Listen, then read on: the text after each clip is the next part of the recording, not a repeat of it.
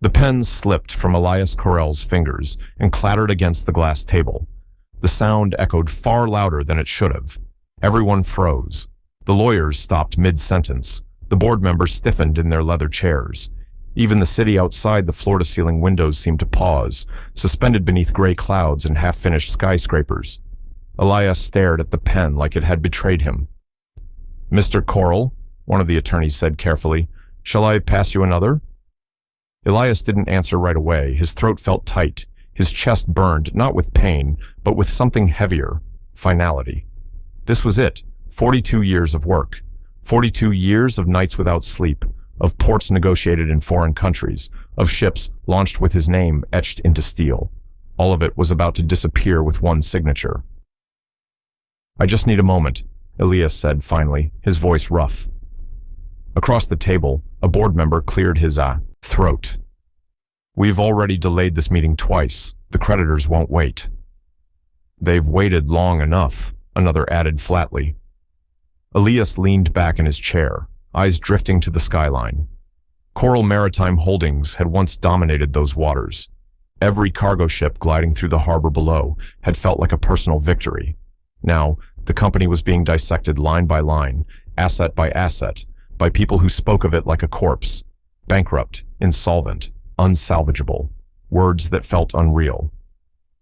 Behind the glass wall, just outside the boardroom, Lena Morales stood perfectly still, her hands gripping a silver tray loaded with untouched coffee cups. She wasn't supposed to be listening. She wasn't supposed to be here this long, but the tension in the room had rooted her to the floor. She could feel it in her bones. Something was wrong.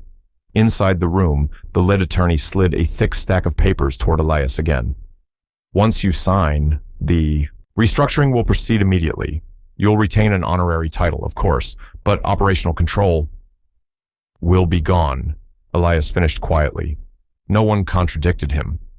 Lena swallowed. She glanced down at the tray, then at the folded papers resting near the edge, papers she had picked up earlier when one of the junior executives dropped them in the hallway without looking back. She hadn't meant to read them, but numbers had always pulled her in the way music did for other people. Liabilities, acquisition penalties, projected losses. Her stomach tightened. That wasn't right. Inside the boardroom, Elias picked up the pen again. His hand trembled slightly now. He hated that they could see it. He heard his own voice from years ago, sharp and confident, telling investors, "If you don't believe in the numbers, you don't belong in this room." The irony almost made him laugh. "Mr. Correll," the attorney pressed, "we really must proceed." Elias exhaled slowly. "Then let's end it." The pen hovered above the paper. "Wait." The word cut through the room like glass breaking. Everyone turned. Lena didn't realize she'd spoken until all eyes were on her. Her heart slammed violently against her ribs. She could feel blood rushing to her ears. Her mouth went dry. Her voice shook. She forced herself to continue. "I'm sorry. I didn't mean to interrupt." A board member frowned. "Who is she?" "The cafe," another muttered. "She's staff." "I can leave," Lena said quickly, already stepping back. But the words she'd seen burned behind her eyes. She couldn't unsee them. Elias stared at her, studying her face, not annoyed, curious. "What is it?" he asked. The attorney scoffed. "Sir, this is highly sensitive." "Let her speak," Elias said. The room went quiet again. Lena's fingers curled into her palm. I think there's a mistake in the numbers." A few people laughed under their breath. "A mistake?" one board member repeated incredulously. "Do you know how many professionals reviewed those documents?" "I know," Lena said softly, "but I also know they don't add up." The attorney stood. "This is inappropriate. Security—" "Stop," Elias said sharply. He leaned forward now. "Tell me what you mean." Lena took a shaky breath. "The projected losses from the Harbor West acquisition. The penalty clauses assume simultaneous default across all contracts. That's not how those clauses work. They're conditional." The laughter stopped. Elias's eyes narrowed. "Conditional how?" "They trigger separately," Lena said, her voice gaining strength. "Only if specific benchmarks are missed. But these projections treat them as guaranteed liabilities. They're overstated. Silence. One board member snapped, "That's absurd." "Is it?" Elias asked quietly. The attorney's face tightened. "Sir, with respect, she is not qualified." "I used to study accounting," Lena said quickly. "I didn't finish, but That explains it," someone muttered. Elias raised a hand. "Enough." He looked at Lena again. "If you're wrong, this changes nothing. If you're right—" He didn't finish the sentence. Lena met his gaze. "Then this company isn't dying. It's being buried alive." The words landed hard. Elias slowly placed the pen back on the table. "Give me 24 hours, he said to the room. "No signatures, no filings." "Elias," a board member warned, "you're making a mistake." He stood. "If that's true, I've already made worse ones." He turned to Lena. "You, come with me." Her breath caught. "Me?" "Yes," he said. "You just stopped the end of my life's work. Now you're going to show me why." As they walked out, together, Lena felt every eye on her back. Fear clawed at her chest. But beneath it, something else stirred. Hope. And somewhere deep inside the building, a lie had just begun to crack. The hallway felt longer than it ever had. Lena walked beside Elias in silence, her shoes barely making a sound against the polished marble floor. Her heart was still pounding so hard, she was afraid he might hear it. She kept replaying the moment in the boardroom again and again, wondering if she'd just destroyed her own life, or saved his. They entered a private conference room overlooking the harbor. Elias shut the door himself, then leaned against it for a moment, as if the weight of the world had finally caught up to him. "Sit," he said, gesturing to the table. Lena obeyed, carefully placing the tray down before pulling out a chair. Her hands trembled as she folded them in her lap. "You realize," Elias began, rubbing his temples, "that everyone in that room thinks I've lost my mind." She swallowed. "I didn't mean to embarrass you." "You didn't." He looked up at her. "You interrupted an execution." The words sent a chill through her. Elias straightened. "Now tell me exactly what you saw, slowly. Assume I know nothing." Lena took a breath, grounding herself. The Harbor West acquisition was structured with staggered performance benchmarks. Each penalty clause activates independently, but the projections assume a worst-case scenario across all variables at once. He frowned. "That's what my CFO explained to me." "That explanation ignores the contract language," Lena said. She hesitated, then added, "Respectfully." Elias let out a humorless laugh. "Respect died somewhere around last quarter." He slid the papers toward her. "Show me." She leaned forward, flipping pages, pointing to footnotes most people ignored.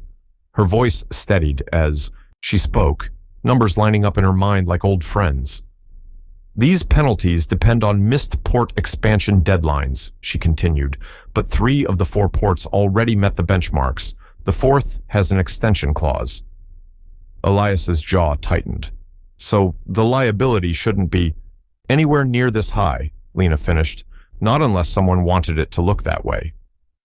Silence stretched between them. "You're saying," Elias said slowly, "that my company might still be solvent." "Yes," she said. "Barely, but yes." He pushed back from the table and stood abruptly pacing. "Do you know how many sleepless nights I've had thinking I failed everyone? Thousands of employees, entire cities dependent on our ports." "I know what it feels like," Lena said quietly. He stopped. "You do?" She nodded. "When you're drowning and everyone around you keeps saying there's no way out, you start believing them." Elias studied her face. "Why didn't you say anything earlier?" "I wasn't invited into the room," she replied simply.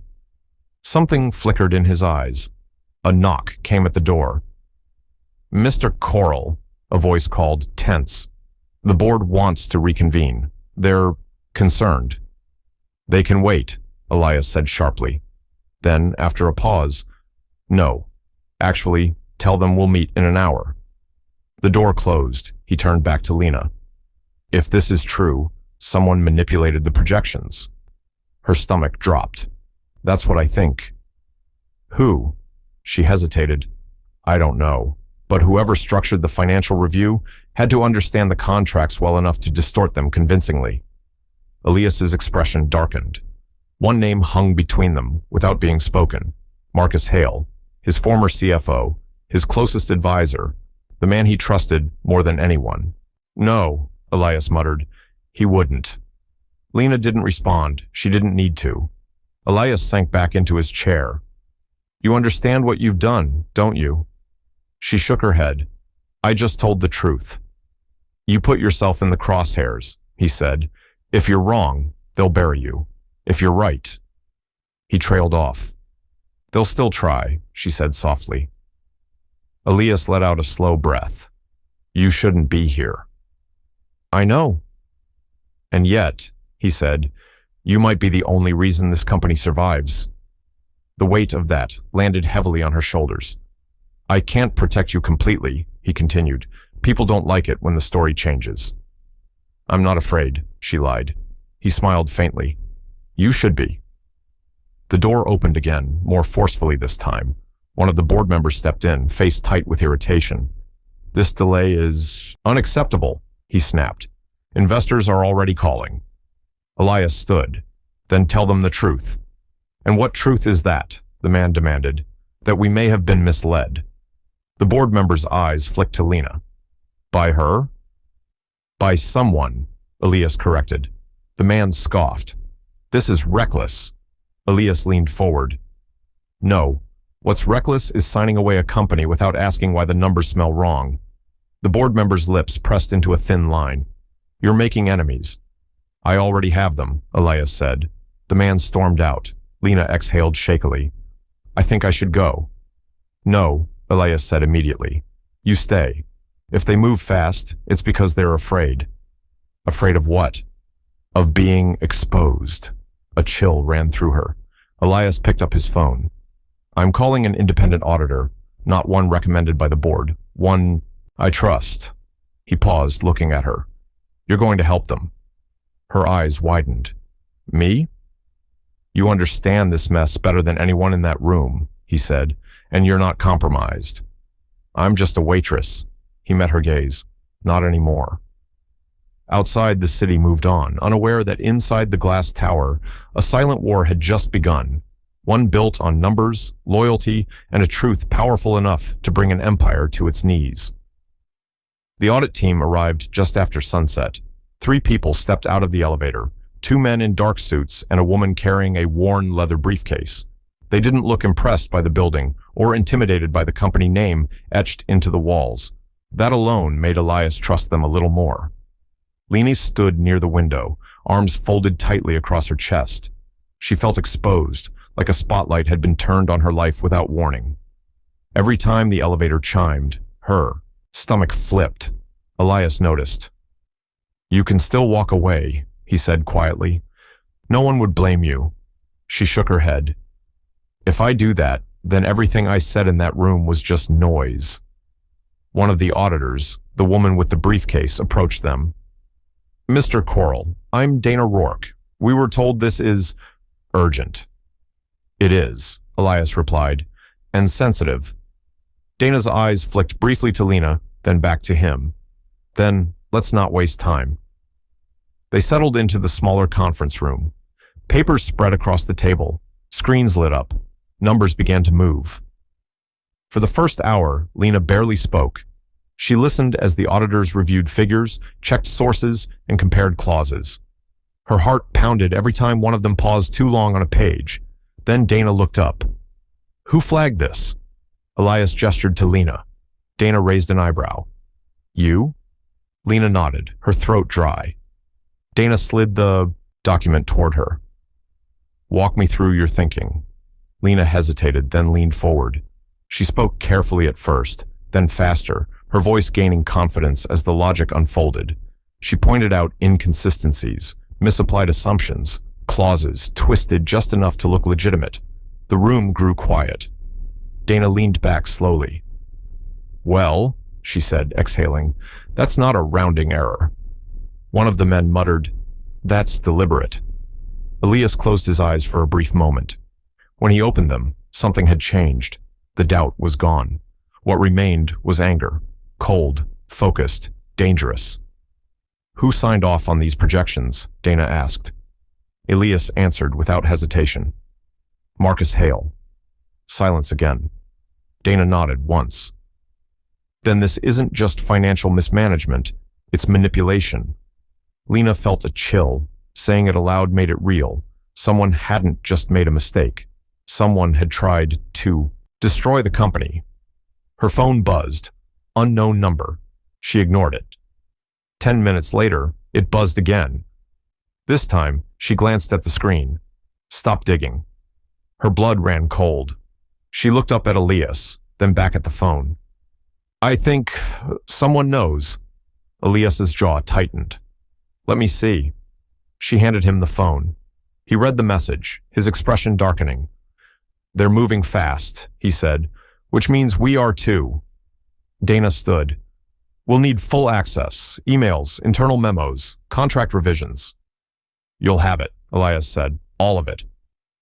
The auditors left just before midnight. The building emptied, lights dimmed. The city outside glowed with restless energy, unaware of the storm brewing behind glass. Lena stayed. She didn't know why. Maybe because leaving felt like abandoning a battlefield halfway through the fight. Elias poured 2 cups of coffee and handed her one. You should go home. She shook her head. I won't sleep anyway. He studied her for a moment. They're going to try to discredit you. I know. They'll say you misunderstood, or that you were coached, or that you're unstable.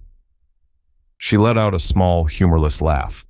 I've been underestimated my whole life. I can handle it. He smiled faintly. That might be the most dangerous thing about you. Another message buzzed on her phone. You don't belong in this world. Her hands shook this time. Elias noticed. You're not alone, he said firmly. Whatever happens next, it happens in the open. Morning came too quickly. The board meeting was called for 9 a.m. sharp. By 8:30, the tension was thick enough to taste. Board members filed in, whispering to one another. Lawyers took their seats, faces tight and unreadable. Marcus Hale was not there. But his absence screamed louder than his presence ever had. Elias entered last. Lena followed. The murmurs started immediately. She's back. Is this some kind of stunt? What is she doing here? Elias took his seat at the head of the table. We're waiting on one person. The doors opened. Marcus Hale walked in, calm, confident, impeccably dressed. His eyes flicked to Lena for just a fraction of a second. Long enough. Then he smiled. Elias, you look tired. Elias didn't smile back. So do liars. A ripple moved through the room. Marcus chuckled lightly. I hear there's been some confusion. Is that what you call it? Elias asked. Marcus turned to the board. We all knew the projections were conservative. Conservative doesn't mean false, Lena said before she could stop herself. Marcus looked at her now, openly. And you are? She held his gaze. The person who read the contracts. A few board members shifted uncomfortably. Marcus sighed. This is absurd. You're letting a server derail years of strategic planning. Elias stood. No, I'm letting the truth speak. He slid a folder across the table. Independent auditors confirmed the liabilities were overstated, deliberately. Marcus's smile faltered, just slightly.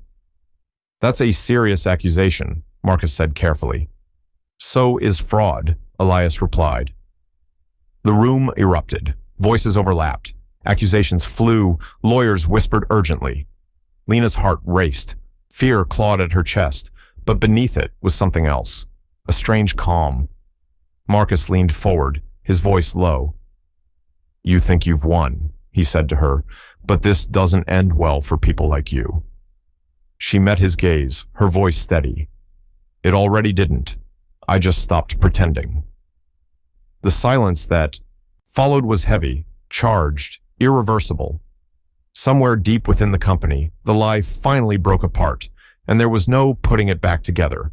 The room felt like it was closing in on itself. Board members spoke over one another, voices sharp, defensive, afraid. Lawyers whispered urgently, fingers flying across tablets. Marcus sat back in his chair, arms crossed now, his calm cracking at the edges. Elias raised his voice. Enough. The noise died down, but the tension didn't. We are not resolving this with opinions, Elias said. We are resolving it with facts. Marcus leaned forward. Facts can be interpreted.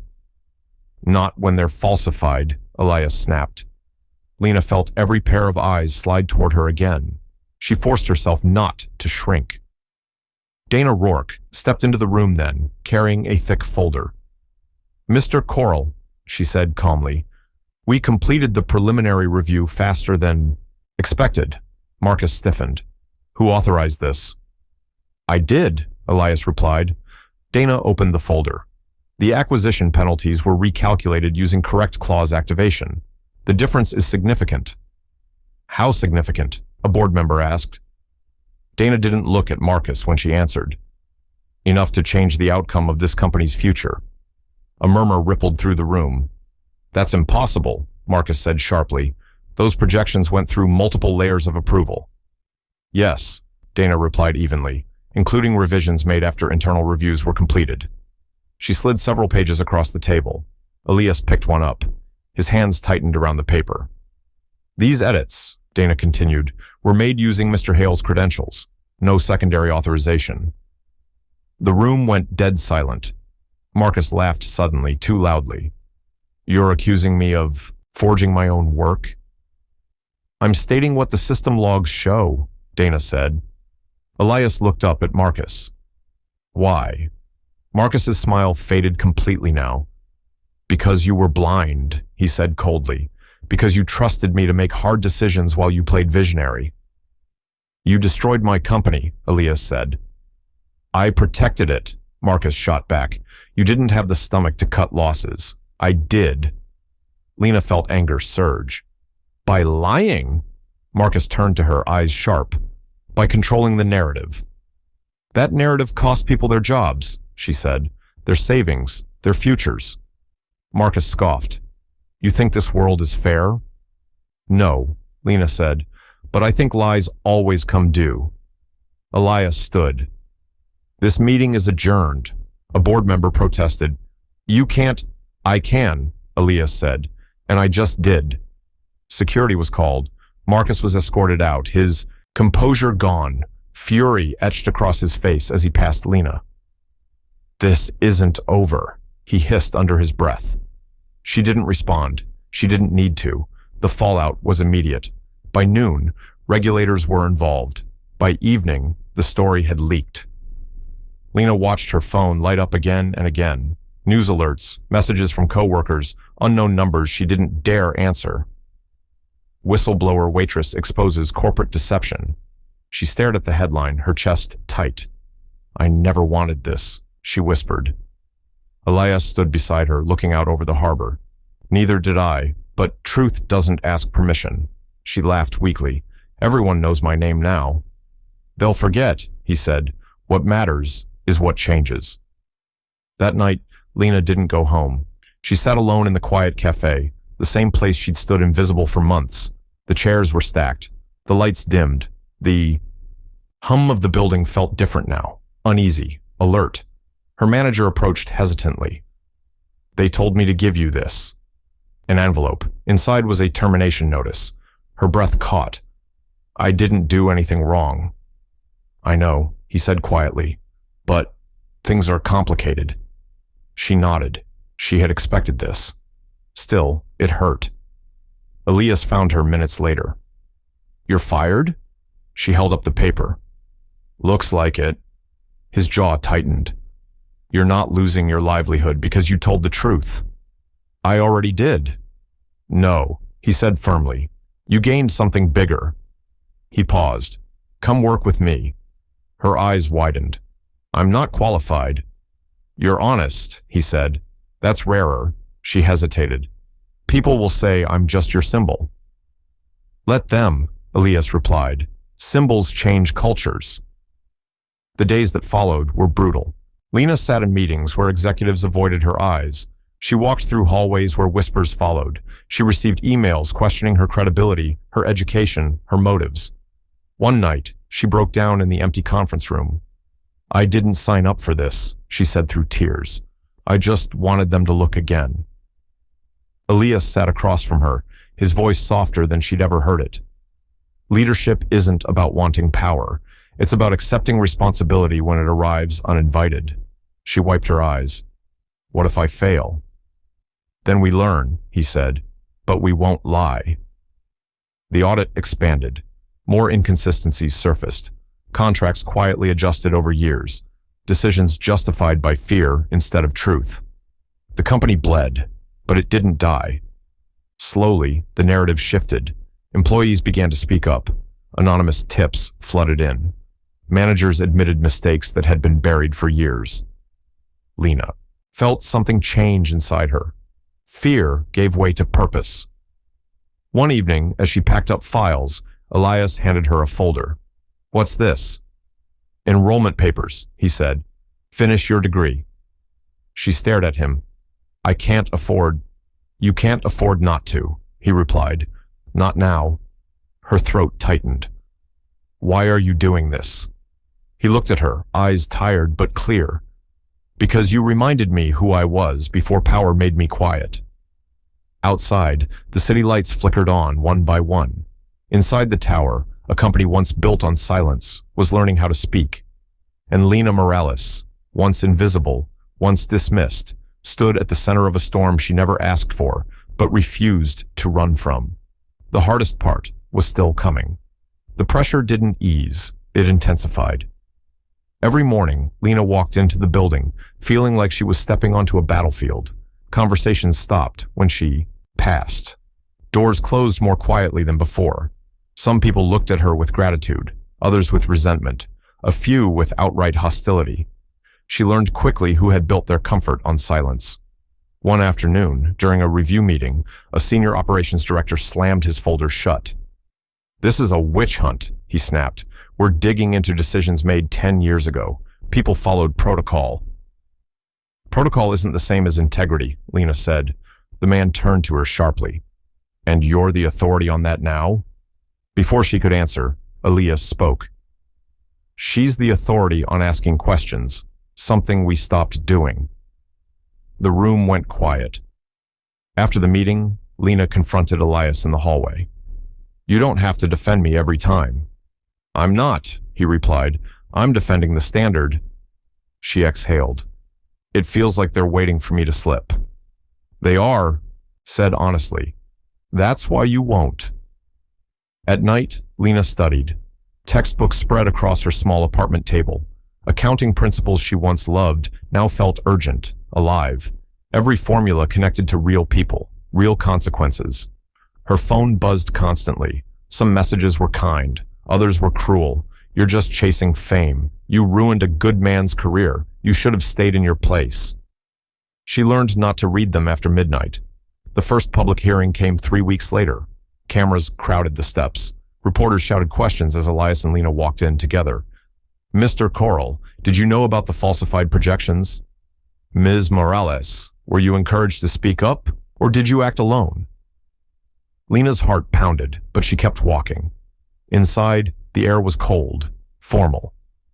Marcus Hale sat across the room, his lawyers flanking him. He didn't look at her. When she was called to speak, her legs trembled. She sat, hands clasped tightly, and faced the panel. "State your name," one of them said. "Lena Morales." "And your role at Coral Maritime?" She hesitated. "Former cafe staff, current financial review associate." A murmur passed through the room. She took a breath. "I noticed inconsistencies in liability projections related to acquisition penalties. I reviewed the contract language and realized the assumptions were incorrect." "Why speak up?" She looked down for a moment, then back up. "Because the numbers didn't tell the truth, and when numbers lie, people suffer."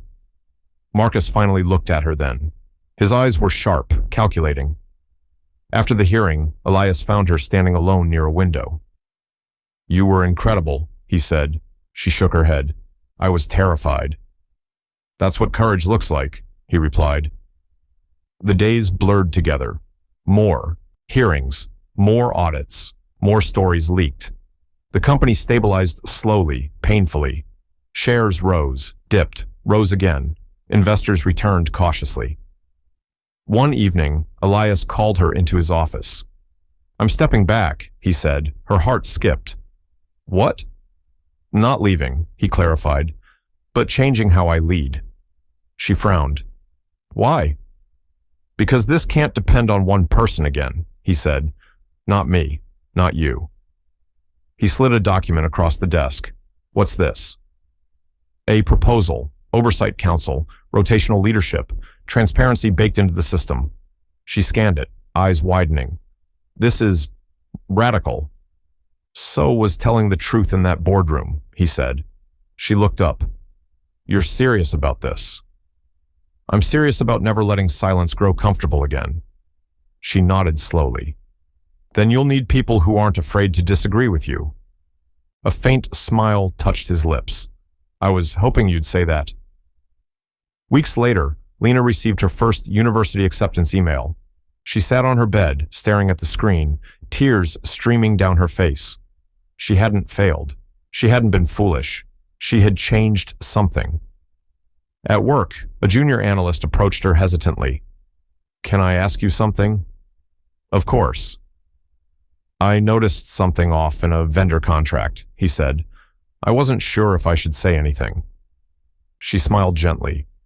"You should." Word spread. People began bringing concerns to meetings instead of burying them. Questions became normal. Disagreement lost its stigma. Not everyone stayed. Some executives resigned quietly. Others were removed. The company was smaller now, leaner, honest. One afternoon, as Lena walked through the cafe space that used to be hers, she paused. The smell of coffee still lingered faintly. She remembered standing there, tray in hand, invisible. She remembered the moment she chose to speak. Elias joined her. "You okay?" She nodded. "Just thinking about how close it all came to ending." "It didn't end," he said. "It evolved." She looked at him. "Do you ever regret listening to me?" He didn't hesitate. "Every day I regret not listening sooner." Outside, ships moved steadily through the harbor again, not because someone was watching, but because everyone was. The story wasn't over yet, but it was finally honest. The weeks after the hearings were some of the hardest Lena had ever faced. She no longer walked the corridors in silence, but every step felt heavy. Eyes followed her, whispers trailed behind her, and emails arrived with veiled threats disguised as concerns or suggestions. One morning, as she entered the building, an anonymous envelope was slid under her office door. She tore it open with shaking hands. Inside was a single sheet of paper. "Step back, or you'll regret this." Her fingers trembled as she held it. She wanted to throw it away, to pretend it didn't exist. But the words lingered, like cold hands on her spine. She took a deep breath and tucked it into her drawer. Elias appeared in her doorway. "Another one?" he asked quietly. She nodded. "They're trying to intimidate me." He stepped in, closing the door behind him. "Then we make sure nothing can touch you. No one can. You're protected as long as you stand with truth." "I'm tired," she admitted. "Every day feels like walking a tightrope." "You'll survive it," Elias said, "because you know something the rest of them don't. Fear doesn't have to control you." Her eyes glistened. "I just wish it didn't feel so lonely." "You're not alone," he replied. "Not now." For a moment, she let herself believe it. The next board meeting was chaotic. Marcus Hale had returned with legal counsel, trying to challenge the auditor's findings. He accused Lena of coaching numbers, of misrepresenting clauses, of acting maliciously. Elias didn't flinch. Lena didn't flinch. Together, they laid out the documents, line by line. Every clause, every amendment, every discrepancy. The room fell silent as auditors confirmed her findings in real time. Marcus's confident mask cracked as the truth unfolded. "You can't prove that," Marcus stammered. His voice wavered for the first time in years. "Yes, we can," Elias said sharply, "and we just did." By evening, Marcus resigned. Public announcements followed. The media painted the story as one of courage, of truth, overcoming deceit. Lena's face appeared on every major business channel and social media feed, not as a scandal, but as the person who stopped a corporate collapse. Lena returned home one night, exhausted. She dropped onto her bed and stared at the ceiling. Her phone buzzed again. Texts, notifications, friend requests, messages of praise, messages of fear, messages warning her that she had made enemies for life. She closed her eyes. "Why did I even start this?" she whispered to herself. "It was just supposed to be a simple job, just a cafe." Then she remembered the boardroom, the papers, Elias's eyes when she first spoke up, the first stirrings of hope when he finally asked her to explain the numbers. She took a deep breath, because it was the right thing. The following weeks were transformative. Elias implemented the Rotational Leadership Council. The company adopted transparent auditing protocols, whistleblower protections, and open financial review systems. Lena was appointed as lead financial integrity officer. Her former classmates, professors, and friends reached out, some to congratulate her, others to offer advice, but all to recognize the change she had ignited. Every day, Lena faced resistance. Executives tried to undermine her, employees doubted her methods, and anonymous threats continued. But with every challenge, she grew stronger. She remembered Elias's words. "Fear doesn't have to control you." They became her mantra. One evening, Elias found her reviewing contract clauses late into the night. "Still at it?" he asked. "Yes," she replied without looking up. "There's always something to check, something to improve." He smiled faintly. "You remind me why I started this company in the first place." She paused. "I just want to make sure no one else suffers like we almost did." He nodded. "And you will." She glanced out the window. The harbor glimmered with the setting sun, the ships moving steadily, unaware of the battles fought within the walls of Corel Maritime Holdings. Elias joined her, silent for a moment. "You've changed this company," he said softly, "not just financially, but morally." "I didn't do it alone," she replied. "You could have ignored me." "I couldn't," he said simply. "You reminded me who I was, who I wanted to be." Her phone buzzed again, this time an acceptance email from her university. She held it in her hands, tears welling. This wasn't just a professional victory. It was personal. She had reclaimed herself, her education, her dreams. Elias noticed. "Go, finish your degree. The company can wait." She shook her head. "I want to finish both." He laughed lightly. "Then you truly are unstoppable." Days turned into weeks. Employees approached her with concerns she never would have noticed before. Managers admitted to previous mistakes. Decisions that had been buried for years surfaced and were corrected. The culture shifted. Coral Maritime Holdings was no longer a company ruled by fear and silence. It was a company where asking questions was encouraged, where transparency mattered more than power, and where integrity became the standard. Lena felt a quiet pride, tempered with exhaustion. She remembered the night she first spoke up in the boardroom. The fear, the disbelief, the moment she decided to take responsibility, even when it was dangerous. She had been invisible once. Now, she was the spark lighting change across an entire empire. And though Marcus Hale remained a shadowed presence in the past, she knew the company would never again be controlled by someone willing to manipulate truth for personal gain. One evening, as she walked through the cafe space that had once been her workplace, she paused. The smell of coffee lingered faintly, comforting. She looked around at the empty chairs and counters, remembering the silent observations she had made, the small moments that had led to the massive decisions she now influenced. Elias appeared beside her, leaning casually against the counter. "Thinking about the past?" "Yes," she admitted, "and about what it took to get here." "Would you do it all over again?" he asked. "Yes," she said immediately. "Even the fear, the threats, the loneliness. Every bit." Elias nodded. "Good, because this is just the beginning. The real work is sustaining it." Lena smiled, feeling the weight of responsibility settle comfortably on her shoulders. "I'm ready." The two of them stood in silence for a moment, watching the sunset reflect on the harbor below. Ships moved steadily, carrying cargo, commerce, and the silent hope of futures no longer controlled by lies. Lena Morales, once invisible, had stepped into the light, and with every decision she made, she ensured that light would never be dimmed again. The months that followed were a blur of work, study, and subtle victories. Lena returned to university, attending classes in the mornings and overseeing financial reviews at Corel Maritime in the afternoons. Every day she carried the weight of both worlds, the academic rigor she had once abandoned and the corporate responsibilities she had never expected to shoulder. But the balance gave her a strange kind of power, knowledge grounded in reality, and courage rooted in truth. One afternoon, as she walked through the main office, she noticed the subtle shifts. Managers who once avoided her now greeted her politely.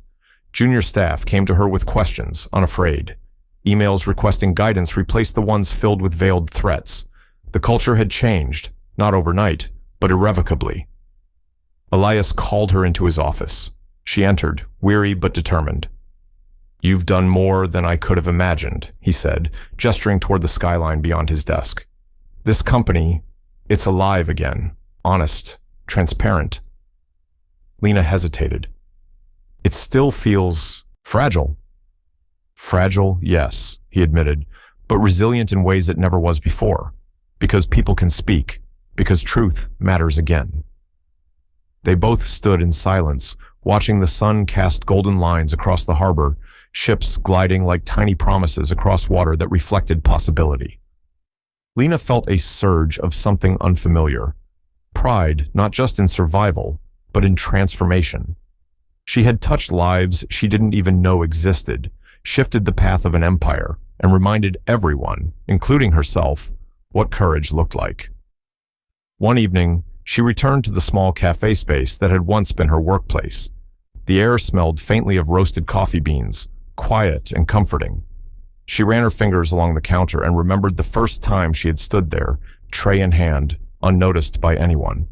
She had watched, listened, and finally spoken, unknowingly tipping the balance of fate. The memory was sharp, almost painful, but it was hers. Elias entered, leaning casually against the counter. "You okay?" he asked softly. "I'm reflecting," she admitted. "It feels surreal. I was just a waitress, invisible. And now—" "You're far from invisible," he said, smiling faintly. "You've changed the company, the people, the system." "I still can't believe how close we came to losing everything," she whispered. "No," he said firmly. "We didn't, because someone finally chose to speak." Her eyes met his, the gratitude and relief passing silently between them. "It wasn't just me," he shook his head. "It had to be. Someone had to step up, even when the world told them not to." She laughed softly, a sound mixed with disbelief and triumph. "I almost didn't." "You almost did," he said, "but you didn't. That's what counts." For the first time in months, Lena felt light. She realized that fear, though powerful, had been temporary. Courage, when acted upon, was permanent. Weeks later, the company held its first council meeting under the new system. Leadership rotated, transparency was enforced, and employees were encouraged to speak openly. Lena chaired the session with a quiet authority, guiding discussions, listening intently, and ensuring every concern was addressed. The difference was palpable. People spoke freely, ideas flowed, and mistakes were corrected before they could escalate. The company felt alive in a way it hadn't for decades. Outside, the city buzzed as usual, unaware of the transformation occurring inside the glass tower. Lena paused to watch the harbor again, ships moving steadily, silently carrying hope, commerce, and renewal. She reflected on how small choices, moments of courage, could ripple outward to change entire systems. That one voice, hers, had shifted the course of an empire, and it had started in the quiet, unnoticed corner of a cafe. Elias entered, breaking her reverie. "How's it feeling?" he asked. "Surreal," she admitted, "like I've been holding my breath for years," and finally exhaled. "You've earned more than survival," he said. "You've earned respect, integrity, a place at the heart of this company. She smiled. I never thought it would feel like this. It's more than you imagined because it's real, he said. Not because of power or titles or wealth, because of courage. Her phone buzzed lightly. A message from her university, first semester approved. Welcome back. She stared at the screen, tears welling. She had reclaimed herself, her purpose, her dreams. Elias watched her quietly. You're going to do great things, he said. Inside this company, in school, in life. She nodded. I hope so. More than hope, he corrected. You already are. That night, Lena sat alone at her desk. She thought about the journey, the fear, the whispers, the threats, the disbelief of those around her. She thought about the moment she had chosen to speak in the boardroom, trembling but determined, and how it had set everything into motion. She realized she wasn't just part of the story. She had changed the story. Her phone buzzed again with notifications, but she didn't check them. Instead, she looked out at the harbor, letting the quiet strength of the night sink in. Ships glided through the water, steady and purposeful, like the company she had helped save, like the life she had taken back. Somewhere deep inside, Lena knew this was just the beginning. But now, the fear no longer controlled her. Now, the truth had power. Now she could act without hesitation, and the world would have to listen. As the night deepened, she whispered softly to herself, a promise and a reflection. I may have started as a waitress, unseen, but I will never be silent again. And for the first time in her life, she truly believed it. The empire she had saved, the lives she had touched, and the system she had changed, all of it existed because she had chosen to speak. Courage, she realized, wasn't the absence of fear. It was acting despite it. And from that day forward, Lena Morales would always act with courage. Elias left her office quietly, letting her be, but he glanced back once, a faint smile on his lips. He had learned something too, that true leadership wasn't about holding power. It was about listening, trusting, and protecting those who dared to speak the truth. Outside, the harbor remained calm. Ships carried their cargo steadily, unaware of the battles fought behind the glass towers. But inside, a story of courage, integrity, and transformation had been written, one that would inspire anyone willing to face fear, challenge authority, and act with unwavering honesty. Lena leaned back in her chair, eyes closed, feeling the weight of what had happened settle like a quiet warmth. A single tear ran down her cheek, not of sorrow, but of triumph. She had been invisible once, but now she was unstoppable, and nothing, not threats, not fear, not power, could take that from her.